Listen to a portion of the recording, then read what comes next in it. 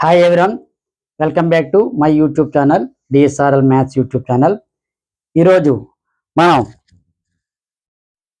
TET 2026 paper 2ఏకి సంబంధించి number సిస్టంలో already 2 వీడియోలు అప్లోడ్ చేయడం జరిగింది. సో దాని తర్వాత ఈరోజు 3వ వీడియోని మనం డిస్కషన్ చేద్దాం. సో మోడల్ బిట్స్ని మనం చూడొచ్చు. ఎవరైనా సరే మొట్టమొదటిగా మన ఛానల్ చూస్తుంటే DSRL maths YouTube channel subscribe చేయండి. అదేవిధంగా ఈ యొక్క వీడియోని టెట్ రాస్తున్న మ్యాథ్స్ పేపర్ 2 రాస్తున్నటువంటి విద్యార్థులందరికీ కూడా షేర్ చేయండి. ఓకేనా?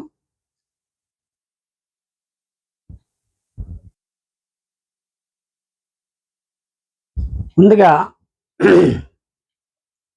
కొన్ని డెఫినేషన్ చూద్దాం. కవల ప్రధాన సంఖ్యలు, దీన్నే ఇంగ్లీష్లో ట్విన్ ప్రైమ్స్ అంటారు. అంటే ఏంటి? ఏవేని 2 ప్రధాన సంఖ్యల యొక్క భేదం 2 అయితే, అంటే కోప్రైమ్స్లో 2 ప్రధాన సంఖ్యలు అవ్వాలి, 2 కూడా ప్రధాన సంఖ్యలు అవ్వాలి, వాటి యొక్క డిఫరెన్స్ 2 అవ్వాలి. సో అటువంటి వాటిని కవల ప్రధాన సంఖ్యల జత అంటారు. సో ట్విన్ ప్రైమ్స్ చూడండి. 3, 5, 3 అనేది ప్రైమ్ అయింది, 5 అనేది కూడా ప్రైమ్ అయింది, రెండింటి యొక్క డిఫరెన్స్ 2 వచ్చింది. అదేవిధంగా 5 ప్రైము, 7 ప్రైము, అంటే ప్రధాన సంఖ్య, అది ప్రధాన సంఖ్య, భేదం 2 ఉంది. ఓకేనా? సో అదేవిధంగా 11, 13, 17, 19 2 ప్రధాన సంఖ్యలు అవుతాయి, వాటి యొక్క డిఫరెన్స్ 2 అవుతుంది. సో ఇది మొదటి కవల ప్రధాన సంఖ్యలు. రెండోది పరస్పర ప్రధాన సంఖ్యలు లేదా సాపేక్ష ప్రధాన సంఖ్యలు లేదా సహ ప్రధాన సంఖ్యలు. దాన్ని ఇంగ్లీష్లో కో ప్రైమ్స్, రిలేటివ్ ప్రైమ్స్ అంటారు. అంటే ఏంటి? ఏవైనా 2 సంఖ్యలు అవ్వచ్చు, ప్రధాన సంఖ్యలు అవసరం లేదు. ఏవైనా 2 సంఖ్యలు, వాటికి 1 తప్ప మరి ఏ ఇతర ఉమ్మడి కారణాంకాలు ఉండకూడదు. సో అటువంటి వాటిని ఏమంటారు? ప్రధాన సంఖ్యలు. అంటే ఏంటి? నథింగ్ బట్ హెచ్సిఎఫ్ 1 రావాలన్నమాట. రెండింటి అవి సంయుక్త సంఖ్య అవ్వచ్చు, ప్రధాన సంఖ్య అవ్వచ్చు, ఏదైనా అవ్వచ్చు. ఇప్పుడు 2, 15 ఉందనుకోండి, రెండింటికి ఉన్న ఉమ్మడి కారణాంకం 1 1 అనే నంబర్. ఇది 1 × 2, దీనికి 1 × 15 రాయొచ్చు, 3 × 15 3 × 5 రాయొచ్చు, అండ్ 5 × 3 రాయొచ్చు. కారణాంకాలు ఏం చూసినా ఉమ్మడి కారణాంకం 1 ఉంది, అవునా? సో రెండింటి ఇందులో ఏది లేదు. సో ఆ విధంగా ఉండాలన్నమాట. ఏవైనా 2 సంఖ్యలు, ఇది ఈవెన్ నెంబరు, ఆడ్ నెంబరు, లేదా 2 యొక్క సంయుక్త సంఖ్యలు అవ్వచ్చు, ఏవైనా. కాబట్టి మనకి 1 ప్రధాన సంఖ్య ఉండాలి. 4, 15, 7, 12, 100, 101, 25, 49. సో రెండింటికి ఉండేటువంటి హెచ్సిఎఫ్ అంటే ప్రధాన కారణాంకం, ఉమ్మడి కారణాంకం 1 అవుతుంది అనమాట. 1 మరి ఏ ఒత్తిడి ఉమ్మడి కారణాంకాలు ఉండకూడదు. సో అటువంటి వాడిని పరస్పర ప్రధాన సంఖ్యలు అంటారు. నెక్స్ట్ చూద్దాం.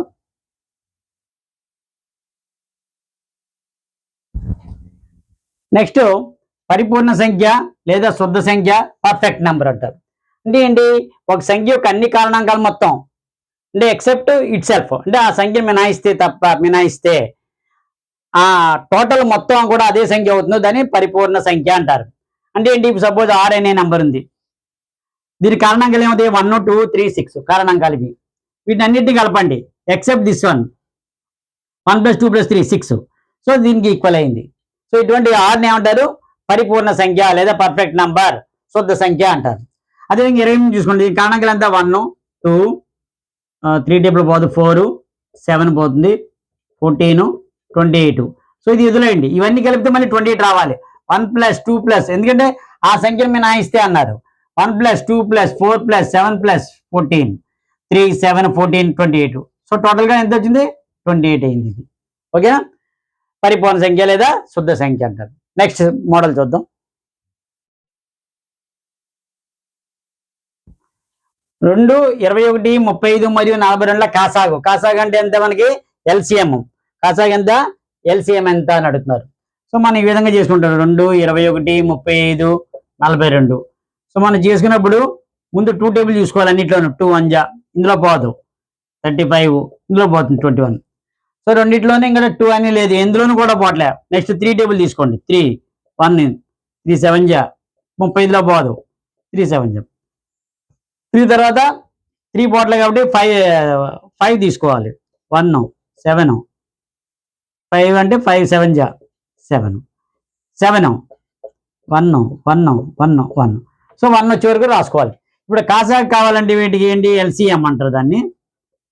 2 × 3 × 5 × 7, 2 3 6 6 5 30 30 × 7 210 210 కాసాగు అవుతుంది. ఓకేనా? సో మనకి ఈ రెండింటికి కాసాగుకిను గాసాబైకి మనకి ఒక సూత్రం ఉంది. ఏంటండి? 2 సంఖ్యల లబ్ధం ఈజ్ ఈక్వల్ టు కాసాగు ఇంటూ గాసాబా.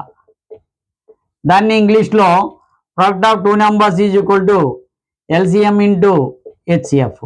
ఏ అండ్ బి అనేవి ఒక రెండు ధన సంఖ్యలు కొన్ని సంఖ్యలు అవుతాయి, అవునా? సో అప్పుడు అందులో ఒక సంఖ్య కావాలంటే LCM into HCF by B, అలాగే రెండో ధన సంఖ్య కావాలంటే రెండోది కావాలంటే ఎల్సిఎం ఇంటూ హెచ్సిఎఫ్ బై అన్న మొదటి సంఖ్య రాస్తారు. ఈ యొక్క రిలేషన్ మరి కావాలి. నెక్స్ట్ బిట్ చూద్దాం.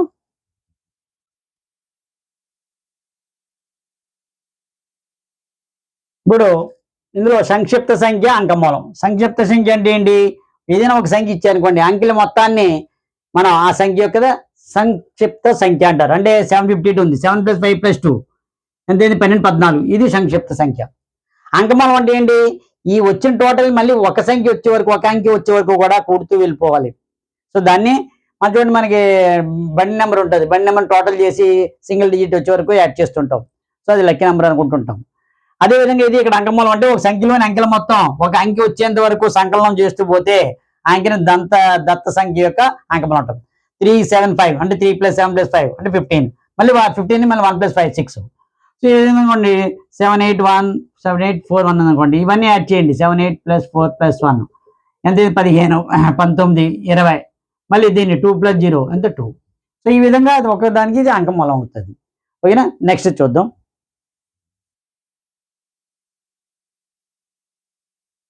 ఇక్కడ మనకి భిన్నాలు ఇచ్చినప్పుడు వాటికి కాసాగు, మామూలుగా నెంబర్లకి అయితే మనకు డైరెక్ట్గా కాసాగు గాసాబా కట్టడం. భిన్నాలు ఇచ్చినప్పుడు ఏ విధంగా ఉంటుంది? దాని ఫార్ములా ఉంది. భిన్నాలు కాసాగు అంటే లవాలు కాసాగు బై హారాలు గాసాబా, అంటే ఎల్సిఎం బై హెచ్సిఎఫ్. న్యూమరేటర్స్ యొక్క ఎల్సిఎం, డినామినేటర్స్ యొక్క హెచ్సిఎఫ్. మనం అదే భిన్నాలు కాసాబా అంటే ఫ్రాక్షన్స్ యొక్క మనకి హెచ్సిఎఫ్ కావాలనుకోండి, లవాలు అంటే న్యూమరేటర్ యొక్క హెచ్సిఎఫ్ కట్టాలి, డివైడెడ్ బై హారాలు కాసా కట్టాలి.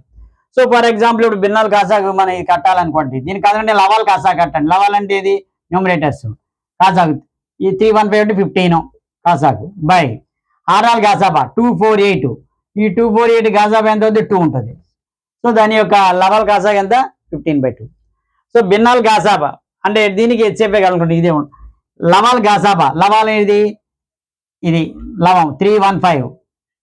దాని కాసాబా అంటే ఏది పోట్లే కాబట్టి 1. హారాలు కాసాగు, హారాలు ఏవి? ఇవి 2, 4, 8. దీని కాసాగు చూస్తుంటే 8 వస్తుంది. సో 1/8. సో ఈ విధంగా మనం చేయాలి. ఓకేనా? నెక్స్ట్ మోడల్ చూద్దాం.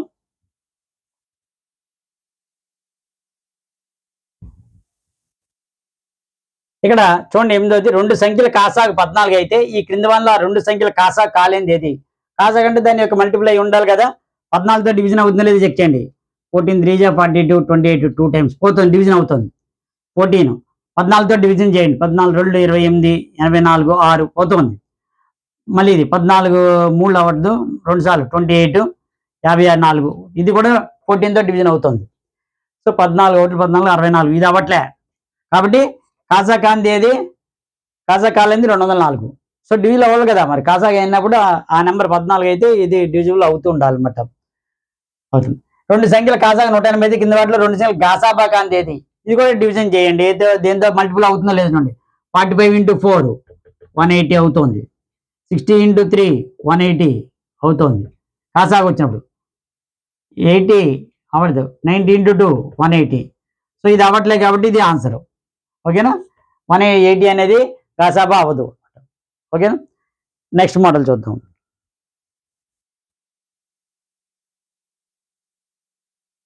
చూడండి, ఈ క్రింది పట్టణంలో పజిల్ లాగా ఇచ్చారు. ఈ క్రింది పట్టణంలో ఎక్స్ విలువ ఎంత అని అడిగారు. అంటే ఇక్కడ ఎక్స్ ఇది ఇక్కడ వీటికి ఒక ప్రత్యేకించి ప్యాటర్న్ ఉంటుంది. ఆ ప్యాటర్న్ మనం ఫైండ్ అవుట్ చేయాలి. ఇక్కడ ఎంత ఉంది? ఇలాగే ఎక్స్ వాల్యూ ఇక్కడ ఉంది కాబట్టి ఇలా చూద్దాం. ఇలా చూస్తే అవ్వట్లేదు. 16 44 ఇది కూడా కండిషన్ అవ్వట్లేదు. 44 ఈ రెండు చూసుకుని అవ్వట్లేదు. 13 12 తగ్గుతుందంటే ఇది అవ్వట్లేదు. ఇలా చూద్దాం. 16 13 ఎంత? 29. ఇక్కడ 15 ఉందంటే మైనస్ చేయండి. 29 - 14 14 15 సరిపోయింది. అంటే ఈ రెండు యాడ్ చేయండి, ఇది మైనస్ చేయండి. 16 13 29 - 14 15. అలాగే 28 12 యాడ్ చేయండి. 40 - 10 30 సరిపోయింది. 29 16 45. 45 నుంచి 15 మైనస్ చేయండి 30 ఎంత వచ్చింది? 29 + 16 - 15 అంటే 29 ప్లస్ 1 30 ఉంది. ఈ 24 ఇది కూడా ఒక కండిషన్ చూడండి. 42 నుంచి 13 తీసేయండి, 29 సరిపోయింది. సో ఒక ప్యాటర్న్ ఉంటుంది, ఆ ప్యాటర్న్ మనం ఫైండ్ అవుట్ చేసి మనం చేయగలగాలి. నెక్స్ట్ మోడల్స్ చూద్దాం.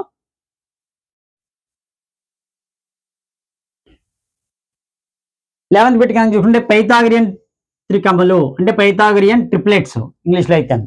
సో ఇది మనం చూసుకుంటే ఏబిసి అనేది ఒక రైట్ యాంగిల్ ట్రయాంగిల్, ఒక ఇది త్రిభుజం 90 degrees అనేది సీ దగ్గర పెట్టుకుంటే దానికి ఆపోజిట్గా ఉన్నది స్మాల్ సి, ఏకి ఆపోజిట్ ఉన్నది స్మాల్ ఏ, బికి ఎదురు ఉన్నది స్మాల్ బి. సో ఇప్పుడు ఏబిసిలో 3 ధనపూర్ణ సంఖ్యలు ఇవ్వాలి. అవి ఒక లంబకోణ త్రిభుజాన్ని కనుక ఏర్పరచగలిగితే ఆ 3 నెంబర్లను వాటిని పైథాగరియన్ త్రికములు అంటారు, అంటే పైథాగరియన్ ట్రిప్లెట్స్ అంటారు. అంటే ఏంటి? 3, 4, 5, 6, 8, 10, 5, 12, 13, 7, 24, 25 ఇవన్నీ కూడా పైథాగరియన్ ట్రిప్లెట్స్. అంటే 8, 15, 17. సో ఇందులో ఖచ్చితంగా మీరు అబ్జర్వ్ చేస్తే ఈ త్రికంలో ఒకటి ఎల్లప్పుడూ కూడా సరి సంఖ్య ఉంటుంది. చూడండి 3, 4, 5లో 4 సరి సంఖ్య, 3 సరి సంఖ్యలు వచ్చాయి, 3 ఉండొచ్చు కానీ మీ అట్లీస్ట్ 1 ఉంటుంది కొంచెం. 12, 24, 8, 15, 8 ఇలా ఒకటి సరి సంఖ్య. దీనికి 12 పెట్టండి. ఎం ఒక సరి సంఖ్య ఏంటంటే m > 1 అయితే m ఈ ఫార్ములా ఉంటాయి 2m, m² - 1, m² + 1. దాని ప్రకారంగా మీరు చెక్ చేయాలి. m వాల్యూ 2 తీసుకున్నాను అనుకోండి, 2m ఎంత అవుద్ది? 2 × 2 4. అది m² - 1 అంటే 2² - 1 4 - 1 3, m² + 1 అంటే 2² + 1 అంటే 4 + 1 5. సో మనకు వచ్చేవేంటి? త్రికములు 3, 4, 5. ఆ విధంగా మీరు చూసుకుని చేయొచ్చు. సో నెక్స్ట్ బిట్ చూద్దాం.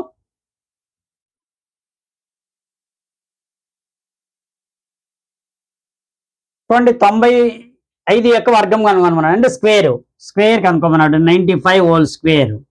స్క్వేర్ అన్నప్పుడు వన్స్ డిజిట్లో మీకు 5 ఉన్నప్పుడు ఈజీగా ఎలా చేయాలి చెప్పండి. 5 × 5 = 25. ఓకేనా? ఈ 9 ఉంది కదా, 9కి ఒకటి యాడ్ చేయండి, ఎంత అయింది? 10. అప్పుడు 10 × 9 ఎంత? 90. 9025 డైరెక్ట్గా వేసుకోవచ్చు. ఓకే, 1 డిజిట్లో 5 ఉన్నప్పుడు అన్నమాట.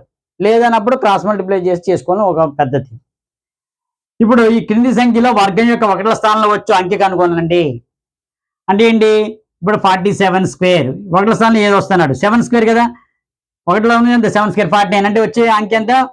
9. 1వ స్థానంలో వచ్చే సంఖ్య 9. ఇక్కడ 66 హోల్ స్క్వేర్, దీని యొక్క 1వ స్థానంలో వచ్చే అంకె ఎంత అవుద్ది? 6 స్క్వేర్. ఇది 6 1లో 36 అంటే ఎంత? 6 వస్తుంది. 39 స్క్వేర్. ఇందులో ఆన్సర్లో వచ్చేటువంటి మొదట్లో 1వ స్థానంలో వచ్చే అంకె అడుగుతున్నాడు, అంటే 9² అంటే 81. 1వ స్థానంలో 1 వచ్చింది. నెక్స్ట్ 62 స్క్వేర్, దీని వర్గం చేస్తే 1లో స్థానంలో ఎంత వచ్చింది? 2² అంటే 4. 1లో స్థానంలో 4 వస్తుంది. ఓకే, నెక్స్ట్ 15 బిట్ చూస్తే 1, 3, 5, 7, 9, 11, 13, 15, 17, 19, 21 మొత్తం కనుగొనండి. ఇవన్నీ కూడా బేసి సంఖ్యలు మొత్తం. మొదటి n సహజ బేసి సంఖ్యల మొత్తం n² ఫార్ములా. అంటే ఎంత? ఇది ఎన్ని ఉన్నాయి? 11 ఉన్నాయి. 1, 2, 3, 4, 5, 6, 7, 8, 9, 10, 11. 11 స్క్వేర్ చేయండి, ఎంత అవుతుంది? టోటల్ 121. మీరు మొత్తం కలుపుకున్నా సరే 121 వస్తుంది. ఓకేనా? నెక్స్ట్ బిట్ చూద్దాం.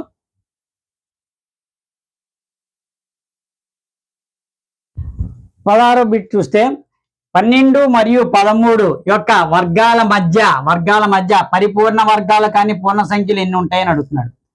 అంటే ఇక్కడ n² మరియు n+1² మధ్య ఉండేటువంటి పూర్ణ సంఖ్యలు 2n అనేది ఫార్ములా మనకి. ఇది 2n అంటే ఏంటి? ఇక్కడ n² అంటే ఇక్కడ 12², ఇది 12 + 1 హోల్ స్క్వేర్ అంటే నెక్స్ట్ ఇదే కదా 13. ఈ మధ్యలో ఉండేటువంటి n వాల్యూ ఎంత? ఇక్కడ మనకి 12. సో 2n అంటే ఎంత అవుతుంది? 2 × 12 ఎంత అవుతుంది? 24. సో 22 ఉంటాయి మధ్యలో, అంటే 144, 169 మధ్యలో ఉండేటువంటి సంఖ్యలు 24 ఉంటాయి, పరిపూర్ణ వర్గం కానివి అనమాట. ఇవన్నీ కూడా ఒక బుక్ పెట్టుకుని మీరు రాసుకోండి పాయింట్లు. మొన్న 25 చెప్పాను ఒకటి ఫస్ట్ వీడియోలో, సెకండ్ వీడియోలో 20 బిట్ చెప్పాను, ఇప్పుడు ఒక 20, మొత్తం 65 బిట్లు. అలా చేసుకుంటూ వెళ్తే మీకు 100, 200, 300, 400 లెక్కలు అవుతాయి.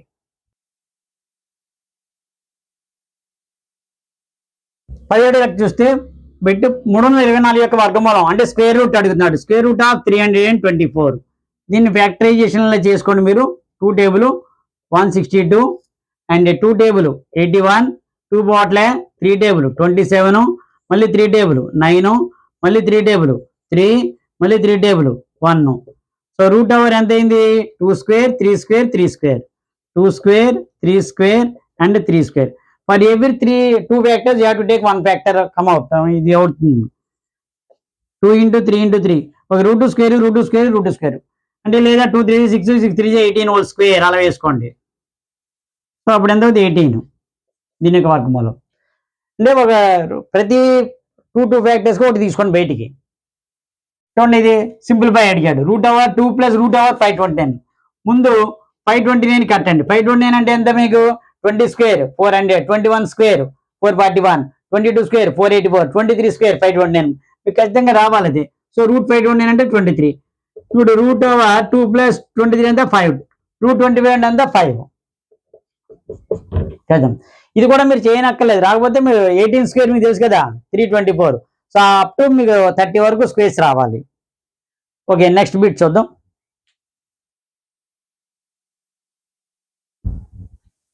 సో 19th వన్ చూడండి. 216ను ఏ కనిష్ట సంఖ్యచే గుణించినా వచ్చే ఫలితం ఒక పరిపూర్ణ వర్గమగును. ఆ పరిపూర్ణ సంఖ్య వర్గమూలంగా అంటే ఏ నెంబర్తో ఎట్లా ఏ లీస్ట్ నెంబర్ని అడుగుతున్నాడు. మల్టిప్లై చేస్తే అది పర్ఫెక్ట్ స్క్వేర్ అవుతుందని అడుగుతున్నాడు. సో ముందుగా 216 యొక్క 261 కాదు 216 261 216 కదా. 2 టేబుల్ చూడండి 108 254 2 టేబుల్ 27 3 టేబుల్ 9 3 టేబుల్ 1 3 టేబుల్ 3 3 1 మళ్ళీ 3 టేబుల్ 1 అంటే రెండు చెప్పుని తీసుకోండి. 2 స్క్వేర్ ఉంది 3 స్క్వేర్ ఉంది ఒక 2 ఉంది ఎక్స్ట్రా ఒక 3 ఉంది అంటే ఎంత? మరొక 2 అండ్ మరొక 3 కావాలి. సో లీస్ట్ నెంబర్ ఎంత అవుద్ది మనకి? ఎందుకంటే ఇది పర్ఫెక్ట్ స్క్వేర్ ఓకే సరిపోయింది. Least number that should be multiplied 2 3 6 ఇంకోటి 6 రావాలి. 6తో మల్టిప్లై చేయాలి ఎందుకంటే ఇంకొక 2 రావాలి ఇంకొక 3 ఉంటాయి అప్పుడు 2 స్క్వేర్ 3 స్క్వేర్ ఇంకోటే వస్తుంది. సో ఇక్కడ ఏంటవుతుంది? ఇక్కడ రాయాలి 6 is the least number that should be multiplied to 216 to make it a perfect square. So 216కి 6 చే గుణించిన అది పర్ఫెక్ట్ స్క్వేర్ అవుతుంది. అంటే ఎంత అవుతుంది? 216 × 6 ఎంత? 1296. సో ఇప్పుడు రాసుకోండి. దీనికి స్క్వేర్ రూట్ ఎంత అవుతుంది? 1296 అనేది 2 స్క్వేర్ 3 స్క్వేర్ ఆల్రెడీ ఇక్కడ 2 × 3 ఉంది కదా దానికి ఇంకో 2 × 3 యాడ్ చేసాం అంటే మల్టిప్లై చేసాం 2 స్క్వేర్ ఇంకొక 3 స్క్వేర్. సో ఇప్పుడు రూట్ ఎంత అయింది? ఇప్పుడు root over 2 square 3 square 2 square 3 square ఇవేళ వచ్చే 2 స్క్వేర్ 3 స్క్వేర్ ఇంకో 2 అండ్ 3 మల్టిప్లై చేసాం అప్పుడు ఏంటంటే 2 ఒక 2 బయటకు వస్తుంది ఒక 3 బయటకు వస్తుంది ఒక 2 బయటకు వస్తుంది ఒక 3 బయటకు వస్తుంది 36 ఇది ఆన్సర్.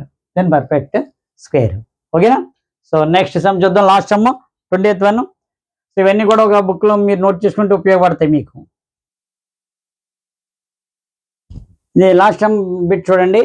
402 నుండి ఏ కనిష్ట సంఖ్యను తీసివేసినా వచ్చే ఫలితం ఒక ఖచ్చిత వర్గం అవుతుంది. ఆ ఖచ్చిత వర్గం యొక్క వర్గమూలం కనుగొన్నాడు. అంటే మనకి ఏ నెంబర్ మల్టిప్లై చేయమన్నా ఏ నెంబర్ తోటి డివిజన్ చేయమన్నా అది మనం ప్రైమ్ ఫ్యాక్టరైజేషన్ మెథడ్ చేయాలి. లేదు ప్లస్ కానీ మైనస్ కానీ తీసివేసినా లేదా కలిపినా అని అడుగుతున్నాడు. అప్పుడు మనం డివిజన్ మెథడ్ చేసుకోవాలి. 402 ఎక్కువైపోయింది. సో దీన్ని మనం డివిజన్ మెథడ్ చేయాలి. ఇటు 2 నెంబర్స్ ఇటు 1 నెంబర్ 2 2 జా 4 ఇలా చూసుకోవాలి. ఫస్ట్ ఇప్పుడు కూడా 1 1 జా 1 2 2 జా 4 3 3 జా 9 4 4 జా 16 5 5 జా 25 6 6 జా 36 అలా తీసుకోవాలి.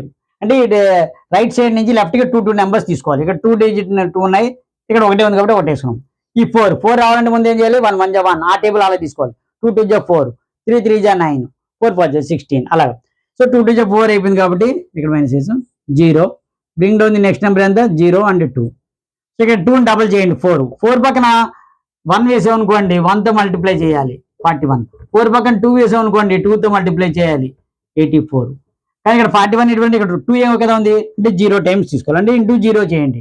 4 పక్కన 0 వేసారు 0 వేస్తే ఎంత? 0 0 0 పోతే 0 0 0 అండ్ 0 అండ్ 0 ఇంటూ 0 అప్పుడు ఎంత అవుతుంది? 2 అనేది ఎక్స్ట్రా అయిపోయింది మనకి. 2 అనేది ఏమైంది? ఎక్స్ట్రా అయిపోయింది అంటే తీసేయాలి. అది 402లోంచి 2 తీసేయండి ఎంత ఉంటుంది అప్పుడు? 400. సో 2 తీసివేస్తే 2 అనే నెంబర్ తీసేయాలి మనకి. ఏ కన్సిడింగ్ చేయాలి? 2 402 నుండి 2 తీసివేయాలి అప్పుడు అది ఖచ్చితం అనుకోవద్దు. అప్పుడు ఏమవుతుంది? అప్పుడు 402 మైనస్ 2 ఎంత అవుతుంది? 400 ఖచ్చిత వర్గం అవుతుంది. ఖచ్చిత వర్గం అవుతుంది. 2 తీసేయండి. 2 తీసేస్తే ఎంత అయింది? √400. 400 మనకి ఎలా తెలుసు కదా, 20 స్క్వేర్. సో 20 అనేది ఆన్సర్. మీకు కావాలంటే 20 స్క్వేర్ మిగిలింటే ఇలాగ ప్రైమ్ ఫ్యాక్టర్ చేసుకుని అవుతుంది. సో ఇది 400 నుండి ఏ కనిష్టంగా తీసివేసినా లేదంటే కూడినా కలిపినా అని అడుగుతాడు. సో అటువంటిప్పుడు డివిజన్ మెథడ్ చేసుకోవాలి. మల్టిప్లై చేసినా అంటే గుణకారించినా గుణించినా లేదా భాగించినా ఏ సంఖ్య ఖచ్చితమైన వర్గం వస్తుంది అన్నప్పుడు ప్రైమ్ ఫ్యాక్టరైజేషన్ చేయాలి మీరు. ఓకేనా? సో ఇది నెక్స్ట్ వీడియోలో నెక్స్ట్ కాన్సెప్ట్ మళ్ళీ మీ ముందుకు వస్తాను. Thank you very much. ఇది ఎవరినైతే మొట్టమొదటిగా మన ఛానల్స్ ఉంటే దయచేసి అందరూ కూడా లైక్ చేయండి. హైప్ అయినా వస్తే దాన్ని హైప్ పాయింట్స్ ఇవ్వండి. అదేవిధంగా షేర్ చేయండి. నెక్స్ట్ మీరు సబ్స్క్రైబ్ చేసి బెల్ ఐకాన్కి పరాలను నొక్కితే నేను కొత్త వీడియోని మీకు అప్లోడ్ చేసినప్పుడు మీకు నోటిఫికేషన్ రూపంలో రావడం జరుగుతుంది. ఓకేనా? Thank you very much.